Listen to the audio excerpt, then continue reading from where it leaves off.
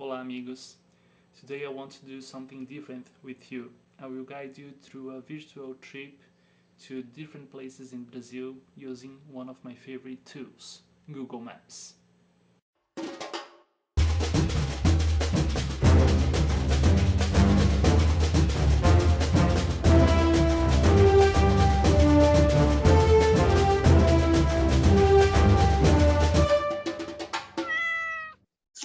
Hello guys, so I'm here with my new uniform. You can see it. It's my new shirt with a cat, with cats, lots of them, all kinds of cats possible. I'll try to record my videos using this shirt. So, if you are one of my students, you already know that I'm just crazy about Google Maps, right? I try to use this tool every time I can. So, I listed 5 different places today to show you using this tool, using Google Maps, and let's check them all. All right. Here is the Google screen. All these are my last research. Let's go to Google Maps. Google Maps. All right. So, the first city I will show you is the city where I live, Florianopolis. Florianopolis is this island plus a small part in the continent, right? Just to show you where I'm talking from. This is South America. This is the American continent, right? Atlantic Ocean, right? Here we have Africa, Europe, Middle East, Southeast Asia, Russia, the Eastern Europe, Australia, and here after crossing the Pacific Ocean, right? In the Atlantic coast, I'm right here in this small island called Florianopolis. What does mean this name here, Florianopolis? It's the combination of 2 words, Floriano, this guy who was our second president, and polis, which means city, right? If you are one of my students, you already know that polis, it's a Greek word for city. Okay, so our city got this name from our second president, but not because he was a good guy. Actually, it was just the opposite. But I will make a video especially to talk about this story, all right? The thing is, Florianopolis is one of the 3 capitals of Brazil that are located on islands, right? That are located in islands. First is Florianopolis. The second capital which is in an island, is Vitória. Here, right? It's an island here. You can see by this canal, this thin canal, and São Luís, there in the far north of Brazil. Let's find São Luís on the map. Here, São Luís. All right, let's see where the city gets separated from here. This must be a bridge, right? Yes. All right, these are the 3 island capitals of Brazil. Florianopolis is the capital city of the state of Santa Catarina. This state here, one of the 3 southern states of Brazil. But getting back to the story behind the name Florianopolis, just a summary for you. This name was given in the late 19th century when Floriano, our second president, like I told you before, decided to punish some of his enemies in this island. These guys, they were called federalists, and they were, protesting. They were fighting against Floriano's government, and they decided to start this revolution, also known as the Federalist Revolution of Brazil. So Floriano, to try to put an end at this revolution, this rebellion, sent one of his most cruel representatives, a military called Moreira Cesar. Just so you can feel the vibe of this guy, he was also called the head chopper because he had the unpleasant practice, the unpleasant habit of chopping his slaves' heads off. But if this city was started to be called Florianopolis in a certain moment, that means it already had a different name, and this name was Desterro, or to be more precise, Nossa Senhora do Desterro. After Moreira Cesar killed more than 100 revolutionaries in the island of Inhatomirim, this island here, which has a great fortress from colonial times built there. The governor of the state of Santa Catarina decided at the time to try to calm down things and decided to change the name of the capital city to Florianopolis as some kind of a tribute to Floriano. Since then, our island became known as Florianopolis, the city of Floriano. Some people, they don't like this name, and there was moments of when people, they tried to change the name of our city, but until now the name stays as Florianopolis. But some people, they also call it Floripa, which is a kind of nickname for the city, right? We have some lagoons, as you can see, Lagoa da Conceição. Here is the Lagoa do Peri, and lots of beautiful beaches here. All right, let's take a plane from Florianopolis and travel to, where is it? Rio de Janeiro. Right here. Okay, so even if you are not a Brazilian, you probably heard about Rio de Janeiro before. Yes, and I say Rio, not Rio. Rio is like the English pronunciation. The R letter has this different sound, but here the R letter sounds like Rio de Janeiro, Rio, not Rio, Rio. So if you watched our video about 10 facts of Brazil, you probably know that Rio used to be our capital, the capital of Brazil, the entire country. But this changed in 1960 when Brasilia, our current capital, was built. The city of Rio de Janeiro is the capital of the state of Rio de Janeiro. I know this can be confusing, right?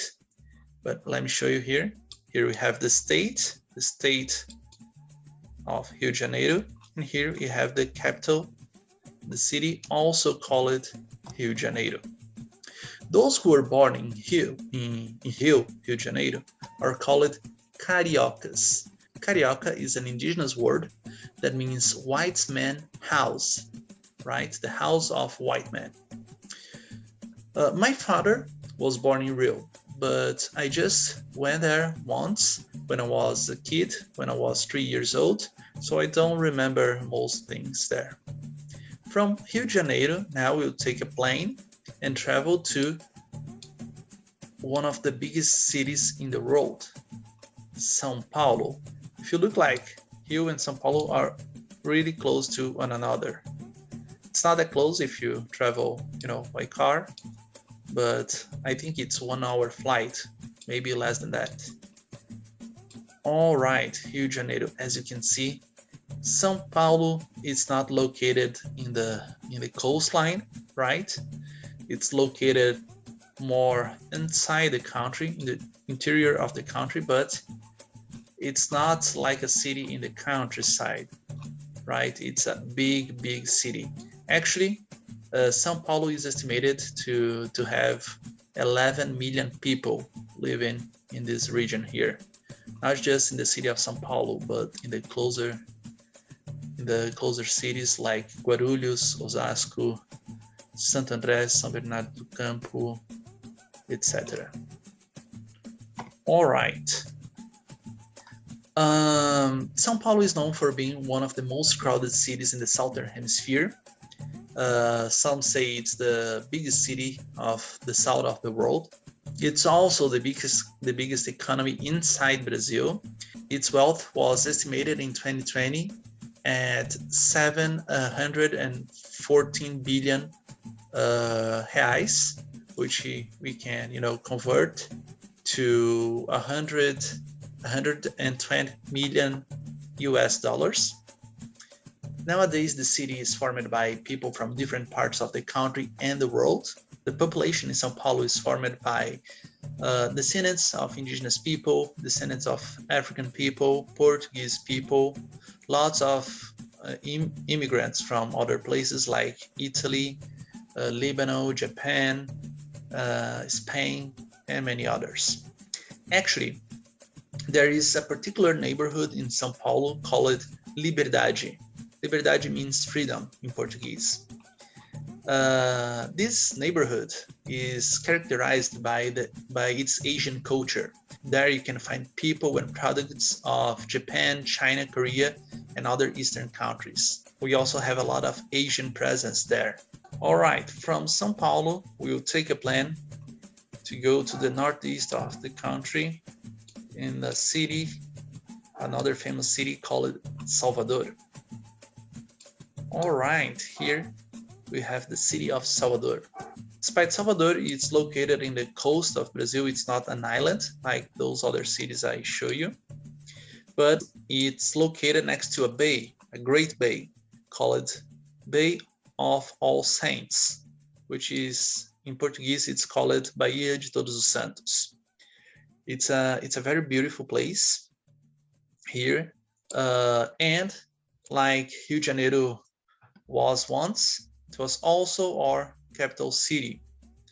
It was actually our first capital, the first capital of our country, from 1549 to 1763, which means it was the capital of Brazil during colonial times, when Brazil was still colonized by Portugal. It holds the title of the most Afro-Brazilian city, which reflects in its population and culture. I don't think I mentioned this yet, but Brazil was the country in the American continent that brought the most part of the enslaved African people to this continent here. So it was around 5 million individuals that were kidnapped from different regions of Africa and brought to Brazil during colonial times to work as enslaved people. So this Afro presence, the contributions of the African culture, they are really evident in the city of Salvador. I've been to this city in 2019 during a history teaching congress, and there I had the opportunity to see some parts of the city, like this place called Pelourinho. Let me see if I can find it here. It is it's basically a street with many historic buildings. Let me see if I can find it.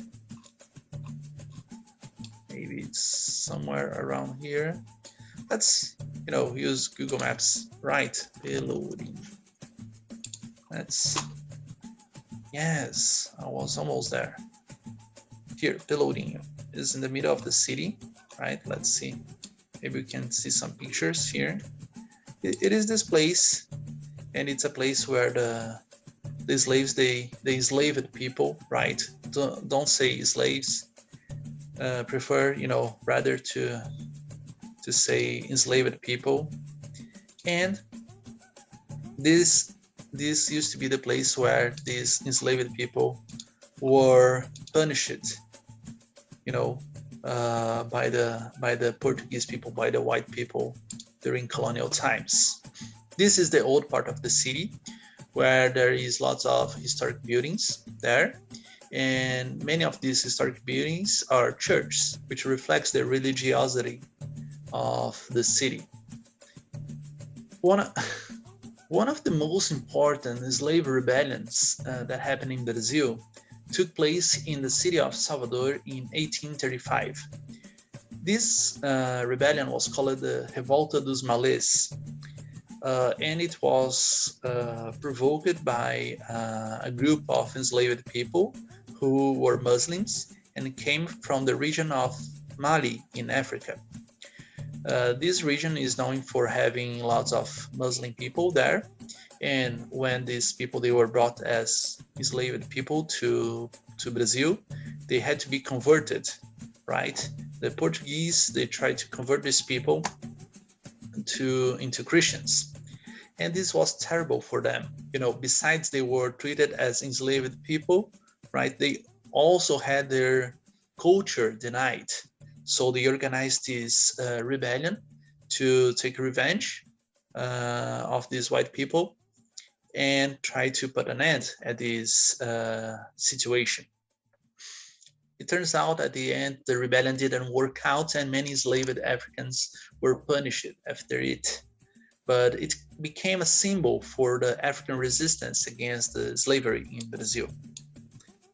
This rebellion was influenced by the independence of the country in the Caribbean Sea called Haiti, this country here. So the revolution, the Haitian revolution, became a reference for the Mali for the Mali enslaved people in Salvador. Let's go now to the last city of this video. Oh boy, my mouse is double clicking. This is just terrible. Okay.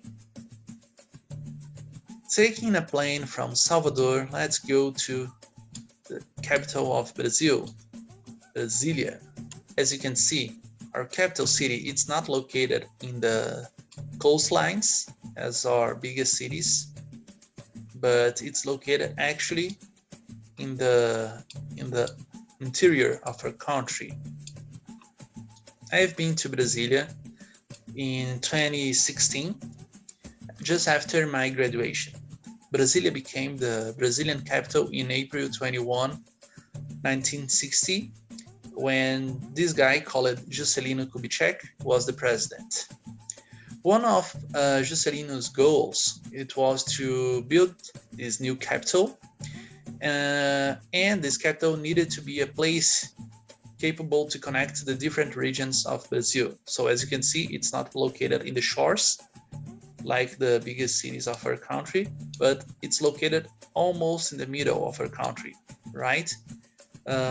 Making possible to connect people from different places, people from different states of Brazil.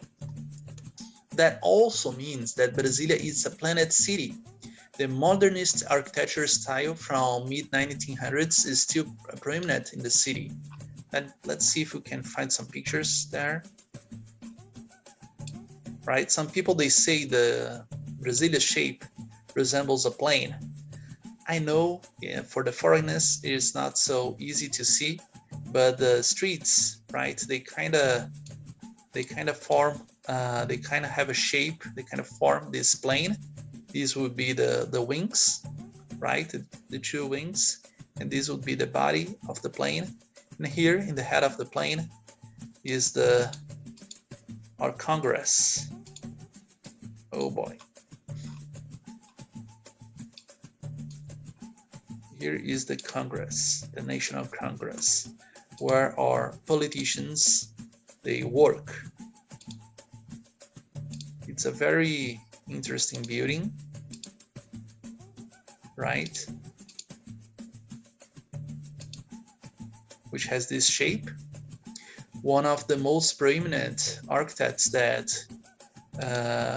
contributed, that built Brasilia, was a famous architect called Oscar Niemeyer. He already died, but his contributions to Brasilia and Brazil's architecture are, worldwide famous. These are some. You can also see some artworks there. It's pretty Oh, this glass work was made by the only women in the equipe of architects, in the squad of architects that built Brasilia. All right, all right. So Lúcio Costa was the maestro of this opera. His urbanistic project for the capital was chosen between others. But despite Lucius Costa project, Oscar Niemeyer, is remembered more than him when we talk about Brazilia's architecture. The climate of Brasilia is semi-desertic. That's why they created this lake called the Lake Paranoá. It's an artificial lake, right? To try to avoid the problems caused by the droughts in this area. The ecosystem of this region, it's called Cerrado, and it looks like almost the savanna in Africa. The Brasilia is located inside the country. It's not a part, but it's located inside the state of Goiás, a state famous for having lots of farms and for the livestock economy. So did you like this video? So please subscribe, leave a comment telling what did you like about this video and which city would you like to see in the next video. Don't forget to subscribe, hit the bell for more videos, and that's it. Até mais.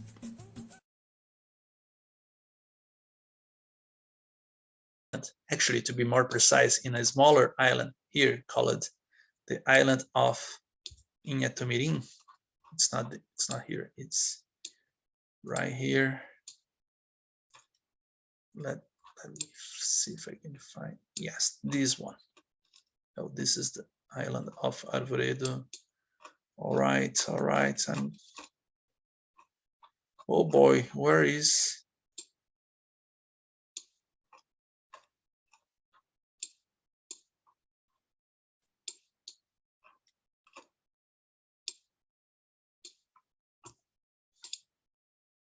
Como é que é o nome?